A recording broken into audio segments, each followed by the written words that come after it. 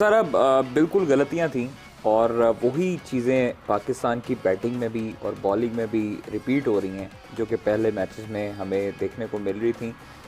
सबसे पहले फ़खर इमाम की बात की जाए, ये ऐसे हमारे ओपनर हैं कि ये परफॉर्मेंस देते हुए आए हैं। इमाम की कंसिस्टेंसी की बात करें तो इमाम हमेशा से परफॉर्मेंस देता हुआ है।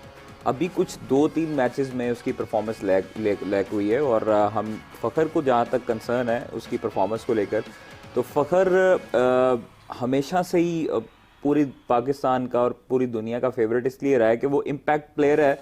वो जिस मैच में उसका रिदम वापस आ जाए फिर वो अगले मैचेस में परफॉर्मेंस देता रहता है। ये एक थोड़ी सी प्रेशर गेम भी होती है, टेंशन भी होती है। प्लेयर को ऑब्वियसली प्लेयर रोबोट नहीं है, प्लेयर इंसान है। प्लेयर जब सोशल मीडिया पर या किसी चीज़ पर उसके ऊपर तनकीद होती है तो वो अपने जहन पर उसको कैरी ऑन करता है और अगले मैचेस में भी उसके जहन में ये चीज़ें होती हैं कि वो परफॉर्मेंस नहीं दे रहा। उसको खुद भी रियलाइज़ होता है कि वो परफॉर्मेंस नहीं दे रहा, जिसकी वजह से वो ना चाहते हुए भी गलत शॉट खेलता है और आउट हो जाता है। अब अब्दुल्ला शफीक हैं। अब्दुल्ला शफीक भी अच्छी परफॉर्मेंस दी श्रीलंका के खिलाफ, जो मैच था एशिया कप में, उन्होंने बड़ी अच्छी परफॉर्मेंस दी है वहाँ पर। लेकिन उसके बाद से हमने देखा है कि वार्म अप मैच में न्यूजीलैंड के खिलाफ भी परफॉर्मेंस नहीं दे रहे। उसके बाद अब आज जो ऑस्ट्रेलिया के खिलाफ है। लेकिन अच्छी चीज़ ये साबित हुई है कि जहां पर लोग तनकीद करते रहे हैं बाबर आजम पर, और आप यकीन करें कि अकेला बाबर आजम है और उसके बाद जो टीम का हाल होता है वो आपके सामने है। बिल्कुल। बैटिंग में अगर बाबर आजम नहीं चलता तो फिर कौन चलता है, ये सवाल है। तो आप ये देखें, बाबर आजम ने आज अपना बैटिंग ऑर्डर चेंज किया। आज वो मतलब वन डाउन आते रहे, उसके बाद अब वो नीचे आए और नीचे आके भी उन्होंने साबित किया कि वर्ल्ड क्लास प्लेयर जो नंबर 1 होता है ना, वो नंबर 1 ही रहता है और वो ऐसे नहीं नंबर 1 बन जाता। उसने आके जिस तरह स्ट्राइक रेट, अच्छा स्ट्राइक रेट पे भी लोग बात करते थे बाबर की। बिल्कुल। अब कई लोग ऐसे हैं जिनका ब्रेड एंड बटर, जो जिसको हम कहते हैं कि सौदा उनका बेचना ही बाबर है। तो अब वो यूट्यूबर हों या हमारे जो बाकी दीगर साथी हों, उनको सिर्फ ख्वाब में भी बाबर नजर आता है। उन पे तनकीद करने से शायद उनको कोई लोग जानते हैं।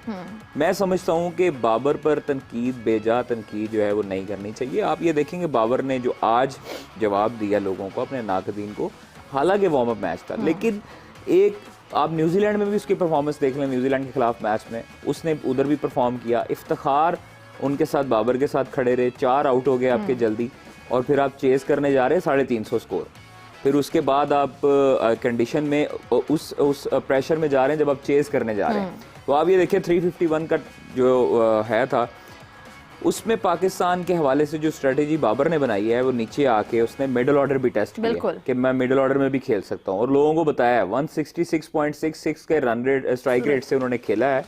और जिस तरह इफ्तिखार उनका साथ दे रहे थे, इफ्तिखार भी बेहतरीन मैं समझता हूँ कि उन्होंने बैटिंग की है, और इफ्तिखार पे भी बहुत तनकीद हो चुकी है। सारा तनकीद तो हो चुकी है, लेकिन इससे पहले भी मैचेस में हमने देखा है, एशिया कप में भी देखा। आप एमसीजी में देख लें, ऑस्ट्रेलिया में देख लें, वहाँ पर एमसीजी का ग्राउंड जो था वो इतना बड़ा था कि हमें खौफ आ रहा था बाउंड्री देख के। इफ्तिखार ने यहाँ से जाने से पहले पाकिस्तान में ही कहा था एक इंटरव्यू में कि मैं छक्के लगाऊंगा और बड़े बड़े छक्के लगाऊंगा।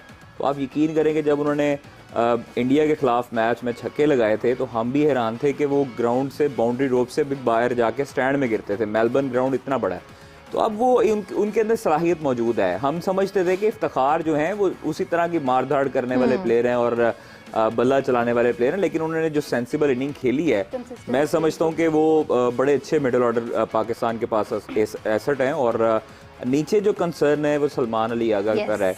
सलमान अली आगा बड़े अच्छे प्लेयर हैं, बाबर के साथ भी काफ़ी अर्सा उन्होंने खेला है, लेकिन मैं समझता हूँ कि सलमान अली आगा को भी आज देखें वार्म अप मैच में हम किसी के ऊपर तनकीद नहीं कर सकते। मैं आपको बताता हूँ कि फ़खर इमाम अब्दुल्ला, फ़खर इमाम पर हम इसलिए तनकीद कर सकते हैं, उनके परफॉर्मेंस को लेकर इसलिए बोल सकते हैं कि वो लोग रेगुलर ओपनर हैं। अब वार्म अप मैच में हम अपने बॉलर्स को भी टेस्ट कर रहे थे आज बैटिंग के हवाले से। हमने नवाज को भी ऊपर भेजा, नवाज ने वो साबित किया कि वो खेल सकता है। 50 किया उसने, लेकिन अनफॉर्चुनेटली आउट हुआ।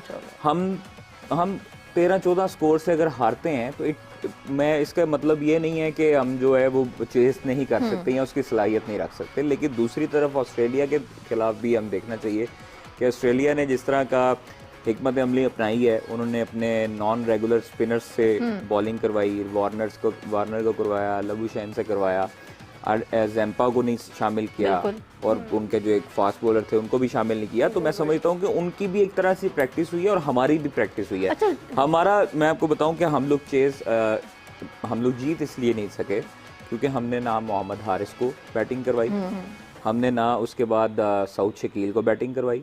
बाबर 90 पर अपनी इनिंग को छोड़कर वापस चले गए कि दूसरों को मौका दें। बाबर पर इस हवाले से भी काफी तनकीद होती रही है कि वो अपनी बारी लेता है और अपने लिए इंफरादी तौर पर खेलता है। अच्छा, I want to talk to you about power play. देखिए आज हमने देखा कि पावर प्ले में we were unable to take any wicket. 13 over में जाके Usama Mir has taken 1 wicket. तो ये what went wrong with the world best bowling attack today?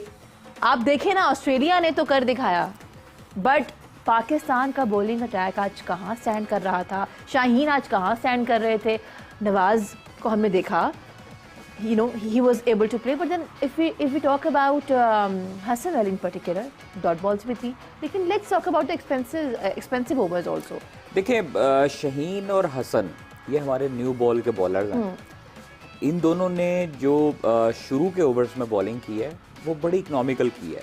आप विकेट को, हाँ हम विकेटलेस रहे हैं, विकेट जो शाहीन जिसकी वजह से पहचाना जाता है 2-3 ओवर्स में, शुरू के 2-3 ओवर्स में विकेट लेता है और बड़ी इंपॉर्टेंट विकेट्स लेता है। तो उस हवाले से शाहीन को ये अनफॉर्चुनेटली 2 से 3 मैचेस हो गए हैं कि वो उसको विकेट अर्ली ओवर्स में नहीं मिल रही, जिसकी वजह से शाहीन के ऊपर प्रेशर एक डेवलप होता है कि वो अर्ली ओवर्स में अगर विकेट नहीं लेता तो वो मिडिल ओवर में थोड़ा सा स्ट्रगल करते हैं। हसन अली ने चूँकि नए बॉल से बड़ी अच्छी बॉलिंग की है, स्विंग भी हो रहा था, जो कि बड़ी अच्छी और खुशाइन बात यह है कि हसन अली जो है वो न्यू बॉल से बॉलिंग करवा सकते हैं, क्योंकि मिडिल ओवर में आते हैं अक्सर बॉल स्क्रैच हुआ होता है और रफ हुआ होता है, जिसकी वजह से हसन अली मिडिल ओवर्स में आते हैं। हारिस रऊफ को अनफॉर्चुनेटली आज ज़रूरत से ज़ायद रन्स पड़ गए और आप ये देखें कि तकरीबन 10 की इकॉनमी थी उनकी और 97 रन उन्होंने कंसीड किए 9 ओवर्स में, सबसे ज्यादा। लेकिन उनको इतने ज्यादा ओवर्स लेने भी नहीं चाहिए थे।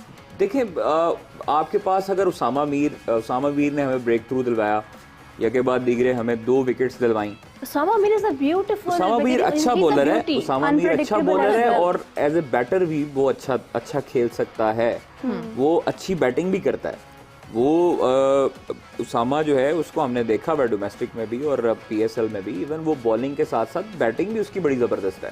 तो आप ये देखिए कि थोड़ा सा हमें आज जो है वो ये अनफॉर्चुनेटली डिसीजंस थोड़े से बेहतरीन नहीं हो सके हमारे, और चूँकि उसामा मीर अच्छी बॉलिंग कर रहे थे, उनसे 5 ओवर्स करवाए गए, फिर उसके बाद 6 ओवर हसन अली से करवाए गए, शाहीन से 6 ओवर करवाए गए, 10-10 ओवर्स या 8-8 ओवर्स 9-9 ओवर्स नहीं करवाए गए 2 बॉलर से।